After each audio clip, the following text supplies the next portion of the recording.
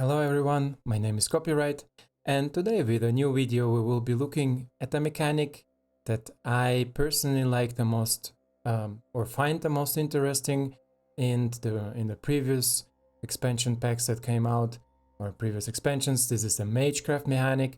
I was working on it for a pretty long time, and I think now with Midnight Hunt we have finally a tool that can make it viable not only in the aggro decks but also more mid-range or controlish type of decks.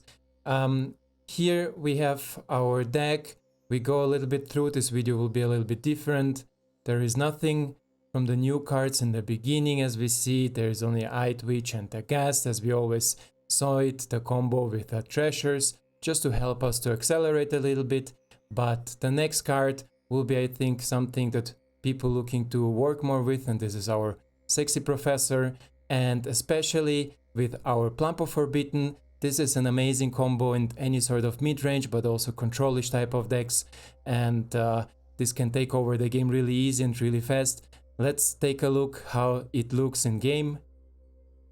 Here we have our game against more aggressive type of opponent.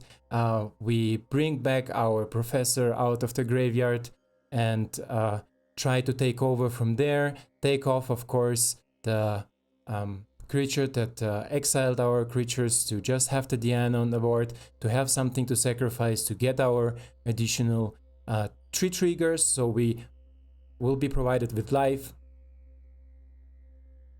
This is why it was really important that we got it here. And now we just basically let our opponent attack in the attack step, so we can provide our blockers, and when the blockers are declared we can pump in with the plump, get our life back, and maybe hopefully take over from there. So let's see how it looks in action. Here we take 1 sacrifice to get the extra triggers, and there we go, our professor and Plumb of the Forbidden. So here let's look in another one. Here we go later in the game. After we took over, we sacrifice our creatures just to get the card advantage, maybe get more spells out, just to have a little bit more presence on the board, and also of course more life. We see I'm at 3, my opponent is at 5, and we keep on drawing, keep on pumping these spells. The Eyetwitch here is not necessary, but why not, right? And here we can learn mechanic, take something cheap from our sideboard and kill our opponent with it. It was an amazing game, but let's check the deck further.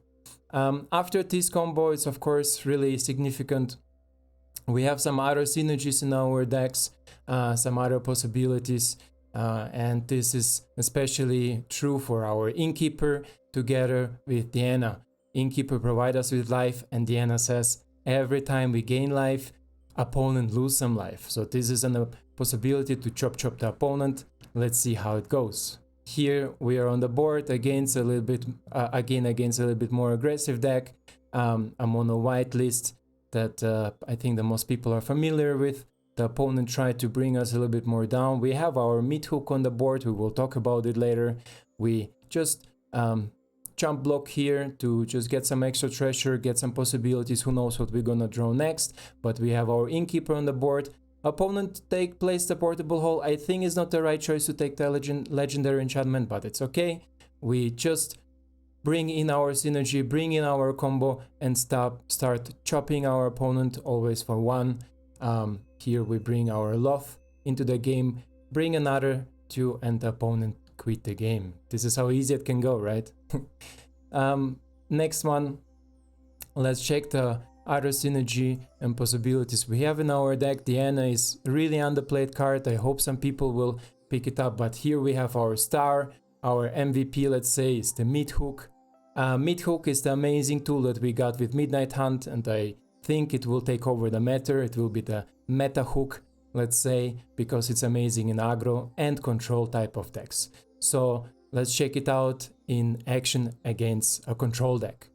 Here we have already a really big board established. We have some possibilities with our creatures, but the opponent already played some sweepers, and I was a little bit more scared to get here also swept, so I just choose to play the Meathook to get in some damage and to have it early on because our opponent is stepped out. You see he has a lot of mana advantage with the artifacts and with the exiled cards in their hand, so I thought, why not, let's just bring it out, maybe let's see what will happen from there, play maybe the Witch and keep our Soul Shatter open just for some insta let's say interactions, right? And later on in the game we see that our opponent is already on 6 life and decide to Magnus us.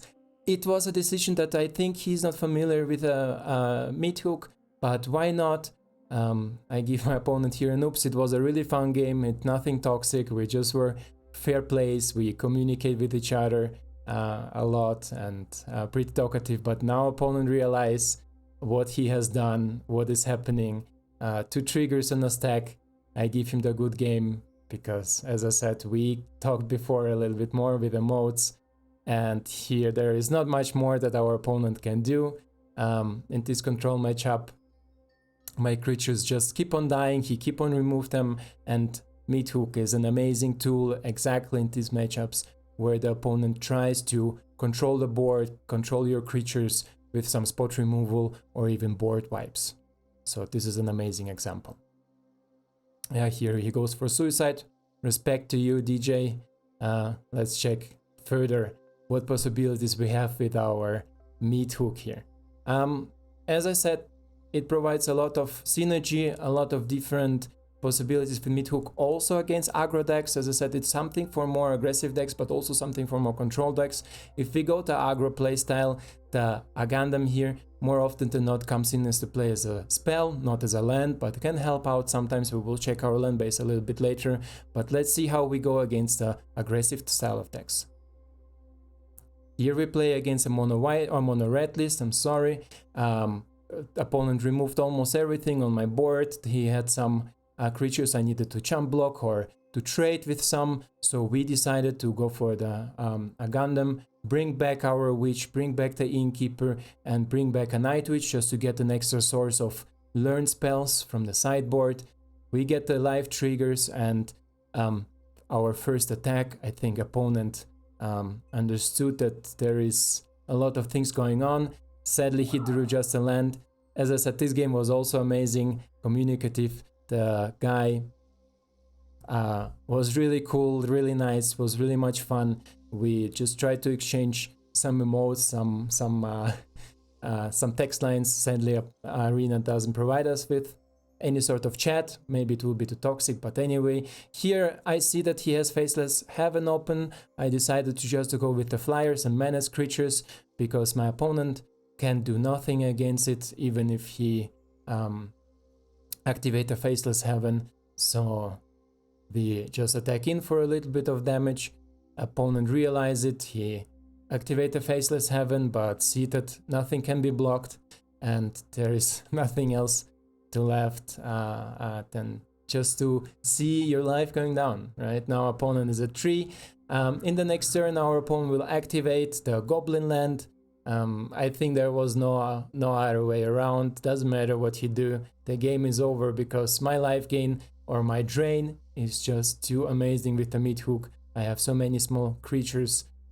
After the exile he can attack in. I will block with all 3 of course, because look at our opponent, he has 3 lives. I have 3 creatures that will be dead, so this means game over and GG my friend. It was a really fun game, a kiss on the way, and let's go. Let's see other cards in our deck, let's see other possibilities what we have here. As I said, from the new cards, not so much new things at all, but the Meathook is an amazing tool, a game changer definitely for this deck. And of course the Grasp, the spot removal spell for 2 mana is great, but here we have our Soul Shatter, you know what we are using it for, usually to get rid of some sort of dragons that we are not really in favor with. The 3 drops in general are really synergistic and really good with each other. I like it a lot. We have some insta speed action that we can provide with Soul Shatter, also some Planeswalker here on the side. And yeah, guys, this is basically it. A little bit of removal, a little bit of board control. To the lands, we have one of Field of Ruins, a great tool against other Faceless Heavens. We have Faceless Heaven ourselves, 3 of them. The mana base can be better because I don't have in Golgari colors so much of 3 colors, but we run 23 lands altogether, and yeah, this is the deck. I hope you like this sort of videos, guys. If you liked, click the like button, subscribe to my videos for get more, and from now on I will try maybe make them more of them. So see you soon, and guys, check the bonus clip.